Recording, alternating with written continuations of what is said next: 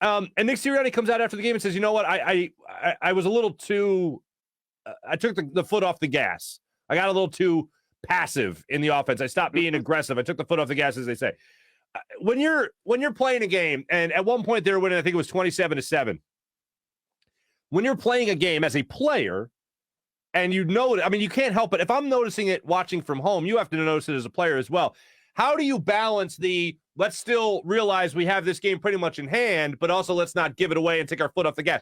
What's the balancing act there that takes place? I think the biggest thing is you don't want to embarrass anybody, but you're 4-6.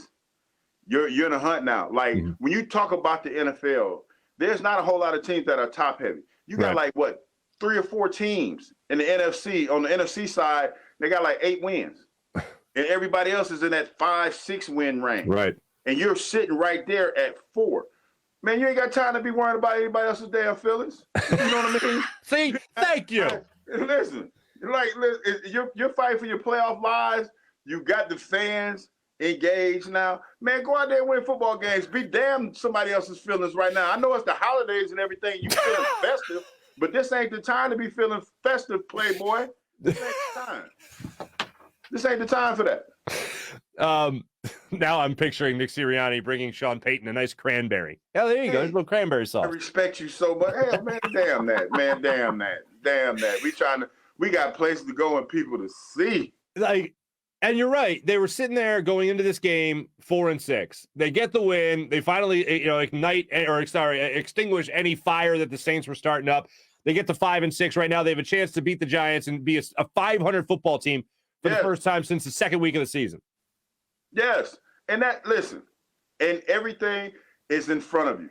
Your biggest obstacle right now, don't want to look too far ahead, because like you said, you got the Jets and the Jaguars or whoever I said was coming up.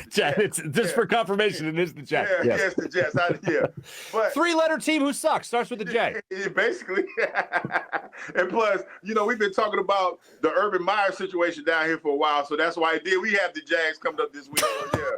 It's like it's all, Mark is trying to run together for me, dog. Right. It runs together. Right. Yeah, to that point, man, listen, you're in a great spot. And not to look ahead, but right now, if you look at the schedule right now, the only team that has a winning record on that schedule that you have coming up is the Dallas Cowboys. Everybody else is in that kind of that limbo, that same kind of limbo you're in. And you got 2 against the Washington football team. Get one. You all you got to do is get one. Get one of those. You take care of business with everybody else. You in business. You in the money. You in the money. And when they face the Cowboys, that won't be till, I can't believe I'm saying this date as a regular season game. January 9th, they have the Cowboys, the last game of the season, week 18, game number 17. And the Eagles still have their bye week in hand, by the way. That bye week doesn't come in until December 12th. So they still got that in hand to take a break a little bit through this there. Yeah. How would you be feeling if you're playing until January 9th as a player there? As long did the check clear? That's all. Check clear. I thought you'd say that. I mean, what's funny, man? When you think about it, only thing that really has been pushed back is the schedule, the timing of everything. But you're playing 20, like you playing 20 games regardless. Like you're playing 20, like technically you're playing 20 games. Like no matter how you slice that piece of pie, 4 preseason games and 16 regular season games. And practices with, you just have to do what you got to do for your body to be right, man, and all the other good stuff. But technically, the schedule really hasn't changed. For you just got one more meaningful game, as opposed to it being like one of those games that I was about to say the freshmen, but I meant the vets wasn't playing. That's gotcha. That's it. A couple of quick ones for you here. Jordan Milada looked like he was stepping up for Jalen Hurts there. There was a little play with that Davenport fella, a couple of different plays. One, there was actually a scrum on the ground. When a team has somebody stepping up for the quarterback the way Jordan Milada was, what does that mean to a locker room? You mean when you have offensive linemen beating up defensive linemen? Because that's basically what we're talking about. Yeah. That's what you want. Yeah. I mean, it was funny because my friend I was sitting there talking to, we saw when Cam Jordan somebody crack blocked Cam Jordan or something. And I was like, hey, man, I said, them cats in Philly nasty. I said, hey, man, them offensive linemen pretty nasty. They, I mean, hey, it is what it is. Yeah. So, I mean, I played with a couple cats like that, 2 cats that went into the Hall of Fame. So, I mean, I was like, hey, bro, it's a good thing when you got your offensive lineman that play like that. That's a good thing, for real.